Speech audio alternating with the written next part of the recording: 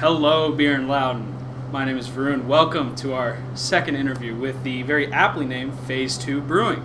I'm here with Kathy and Mary, founders and owners of Phase 2 Brewing. Welcome. Appreciate you all giving us the time. Just want to start out talking to you all about the origin story. Like, how did Phase 2 Brewing come about? Well, with Phase 2, we have to start with Brew Loco, which is an independent coffee shop in Lansdowne, Virginia. Mary and I are career changers.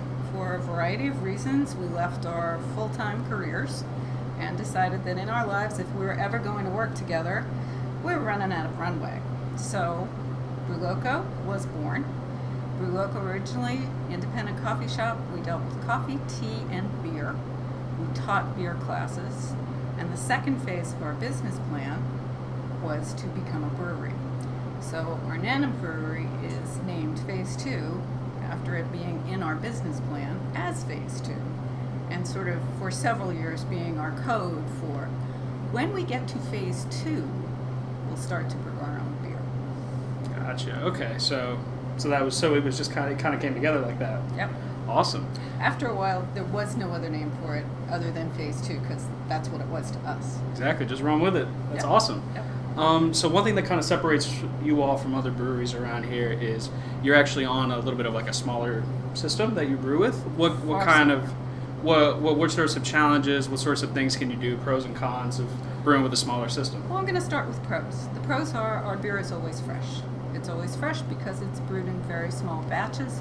We also don't have the concerns that it's going from this facility way over here to another facility way over there. Maybe we have some temperature issues, or for some reason our beer will get stale. We don't make enough of it for it to go stale before it's gone. Gotcha. And that's something we really like. The cons are that it's really hard to brew that small. You're constantly cleaning. And there are people that will say 80% of brewing is cleaning. And when you're on a very small system, it just feels like you're cleaning equipment absolutely all the time.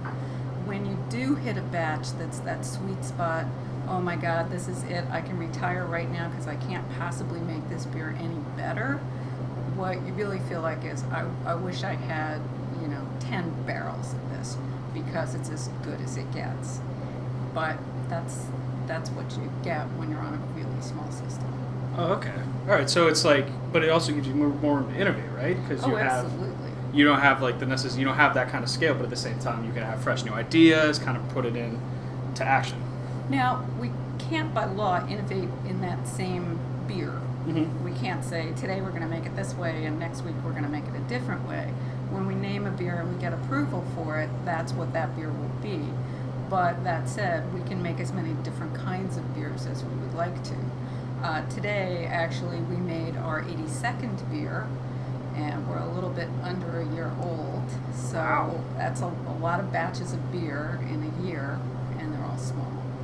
But we can get very innovative. We can basically try what big breweries would do on a pilot system.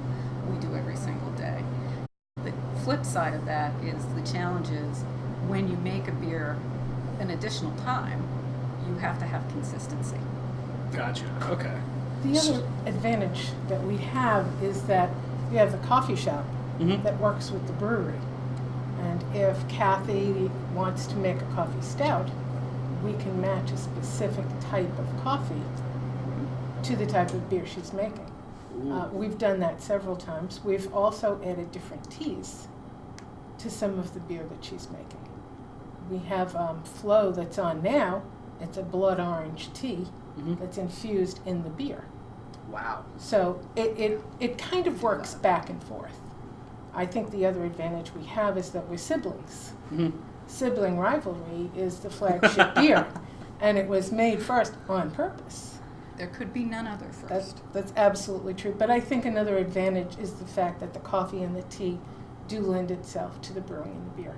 We also incorporate some of those ingredients in the brewing process, but in some ways what we'll do is we'll use a little bit more of a bartender approach to things. We have a wonderful nitro coffee that's been Brew Loco's flagship cold coffee for years. we can add that to any stout we'd like to. We can add that to an IPA. All we have to do is get it right out of the tap.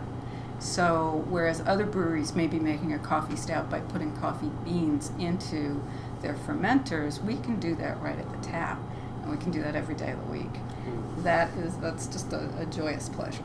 Wow, and it makes it fresher, and it just completely changes the taste. Very much so. That's Very awesome. much so. So just kind of want to dive into the beer real quick. The thing I really want to ask is, what beer do you all brew that you think you all are most proud of? Oh, hands down, Sibling Rivalry. Hands down, Sibling Rivalry. It's our flagship Absolutely. IPA. It is a wonderful contest between Citra and Mosaic. It is hoppy, yet it's not bitter. A lot of people find it's exactly in their sweet spot for hops. 77 IBUs, 7% ABV. It's a real drinkable beer. Oh, that's awesome. So kind of want to dive in further into what beer do you think got you all into craft beer in the first place? Oh, easy. At GABF a number of years ago, I was able to actually have Pliny the Younger and Pliny the Elder side by side. Awesome moment. It was just mind-blowing. My favorite, definitely Pliny the Younger. But that's kind of what really pushed me over the edge of craft beer. We were sort of already into it, but definitely that was a defining moment. There have been other big beers that have made me feel like I want to do this. But specifically things like Mephistopheles by Avery, some of the really big stouts, some of the whales. But then also just some very simple beers.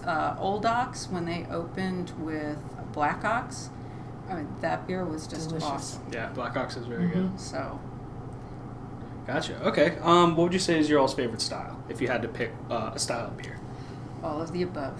All the above. Yeah. You don't have one No in question. particular that you No. get a little more excited about when you brew it. I like making beers that are different. Mm-hmm. Or Silence of the Yams is a sweet potato ale. It has a Belgian backbone, but it's very hoppy. So we take Belgian candy syrup, but we also add a lot of hops to balance the sweet of the Belgian candy. So it's really about the balance for a lot of our beers. We'll take ingredients that are unusual. Hibiscus can be very tart. We do a radler with hibiscus. Again, it's about the balance.